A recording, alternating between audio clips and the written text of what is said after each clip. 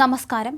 മദ്രസയിൽ പോയി മതപഠനം നടത്തിയവരാണ് കഞ്ചാവ്, MDMA കടത്തുകേസുകളിലൊക്കെ പിടിയിലാകുന്നതെന്ന KT ജലീൽ MLA പ്രസംഗത്തിനെതിരെ മുസ്ലിം സംഘടനകൾ രംഗത്ത് വന്നെങ്കിലും ജലീൽ തന്റെ നിലപാടിൽ ഉറച്ചു നിൽക്കുകയാണ്.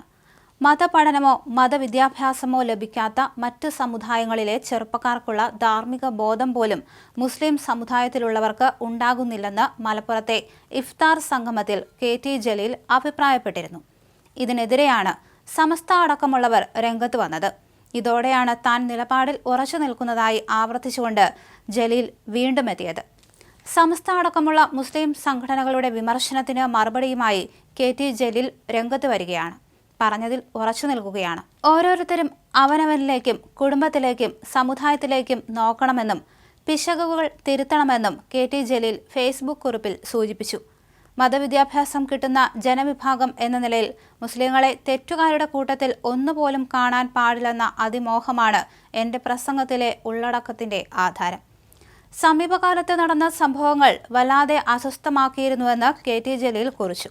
5-6 മാസത്തിനിടയിൽ മലബാറിൽ നടന്ന മയക്കുമരുന്ന് കേസുകളിൽ പിടിക്കപ്പെട്ട 200 കേസുകളിൽ ഞാൻ പരിശോധിച്ചു. അതിൽ 61% മുസ്ലിം പേരുകളുള്ളവരാണ്.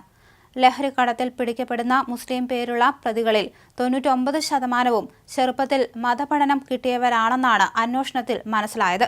എന്നിട്ടും ഇതൊക്കെ സംഭവിക്കുന്നത് കാണുമ്പോഴുള്ള മനോവിഷമം കൊണ്ടാണ് സമുദായത്തിലെ പ്രധാനികൾ ഒത്തുചേർന്ന ഒരു യോഗത്തിൽ തീർത്തും സദുദ്ദേശത്തോടെ ചില കാര്യങ്ങൾ ഉണർത്തിയത്. പ്രസംഗം താനല്ല പുറത്തുവിട്ടത്. വിവേകികളുടെ മനസ്സിലെങ്കിലും ക്രിയാത്മകമായ ആലോചനകൾ ഉടലെടുത്താൽ അതിലും വലിയ ഒരു നന്മ വേറെയില്ലല്ലോ, KT ജലീൽ പറഞ്ഞു. അതേസമയം ജലീലിന്റെ പ്രസ്താവന ഏറ്റെടുത്ത് BJP നേതാവ് PC ജോർജും രംഗത്തെത്തി. KT ജലീൽ പറഞ്ഞത് തന്നെയാണ് താനും കല്ലറങ്ങാട് പിതാവും പറഞ്ഞതെന്ന് PC ജോർജ് പറഞ്ഞു. തന്നെ അകത്താക്കാനും ഇല്ലാതാക്കാനും ഇറങ്ങിത്തിരിച്ച രാജ്യദ്രോഹികൾക്ക് ഇപ്പോൾ ഏതാണ്ടൊക്കെ തൃപ്തിയായിട്ടുണ്ടെന്നും ജലീലിന്റെ വീഡിയോ പങ്കുവച്ച് PC ജോർജ് ഫേസ്ബുക്കിൽ പറഞ്ഞു. നിങ്ങൾ ഇരിക്കാൻ പറഞ്ഞാൽ മുട്ടിലും കുനിഞ്ഞും നിൽക്കുന്ന രാഷ്ട്രീയക്കാരെ മാത്രമേ നിങ്ങൾ കണ്ടിട്ടുള്ളൂ. ആരെങ്കിലും നിങ്ങൾക്കെതിരെ നിന്നാൽ അവരെ സംഘടിതമായി ഭീഷണിപ്പെടുത്തി തീർത്തു കളയുന്ന സ്ഥിരം പരിപാടി എൻ്റെ അടുത്ത് നടക്കില്ല. ഞാൻ തൊടുത്തുവിടുന്ന ശരങ്ങൾ 1 100-ആയും 100 1000-ആയും തൊടുക്കാൻ കെൽപ്പുള്ള ഭാരതീയ ജനതാ പാർട്ടിയും സത്യങ്ങൾ മനസ്സിലാക്കി പ്രതികരിച്ചു തുടങ്ങിയ ഒരു ജനതയും ഇന്ന് കേരളത്തിലുണ്ട്. എനിക്കും കല്ലറങ്ങാട് പിതാവിനുമെതിരെ കേസെടുക്കാൻ ഓടി നടന്ന VD Satheesan, SDPI, Muslim League, Youth Congress, Welfare Party, PDP തുടങ്ങി എല്ലാ പാമ്പും പഴുതാരകളെയും ഞാൻ വെല്ലുവിളിക്കുന്നു.